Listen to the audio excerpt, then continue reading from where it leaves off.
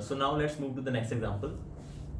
Next example is example number 6, and it consists of two subparts, 6 part 2 and part 4. So what is the example 6 is, you can read from your books, keep in reference, and I have also written it on the whiteboard, that state which of the following sets are finite or infinite. We are given two sets, we have to check whether these sets are finite or infinite basically. The first one is collection of those x such that x is a natural number and x will equal to 4.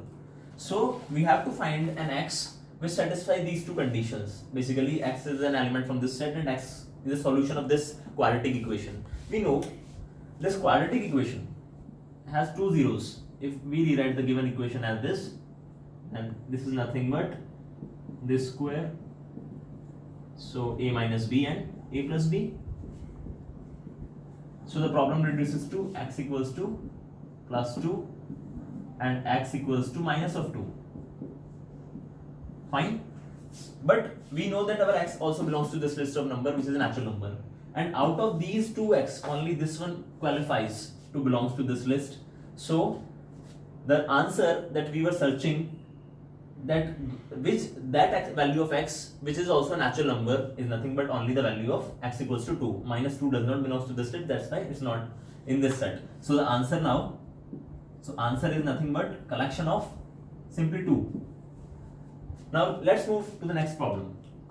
What it is, and one more thing I would like to add, that this is a finite set. Because it's only a singleton set, we can enumerate its cardinality, the number of elements this set contain. If we name this set contain only one element, so it's a finite set. On the other hand, let's move to the next one. Let's rub this one. Fine. So we have to collect those x such that x is an actual number and x is a prime. Let's recall again for doubts. What were natural numbers? This list of numbers and so on. What is the list of prime numbers? The prime number starts. Now I'll give you a question that if someone don't know, do check what is a prime number and what is a prime number. You have to get an idea to answer this first.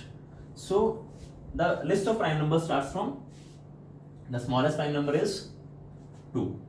The next is 3, 5, 7, 11 and so on. Fine. So we have to find those x which belongs to this list and this list. So basically what we are asking is the intersection. What we are trying to find is the intersection, because whenever this and will come into picture, or this is what it shows, intersection.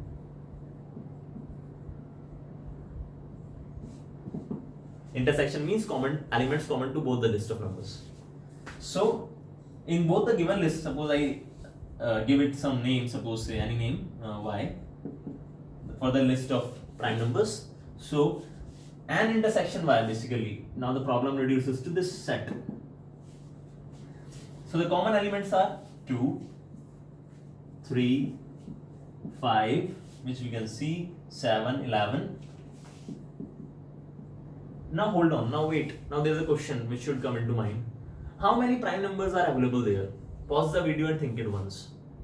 The answer is there are infinitely many prime numbers, because all the numbers which satisfy the condition to be prime in this list. So basically we are asking for those prime numbers which are also natural number. So this list goes on like this.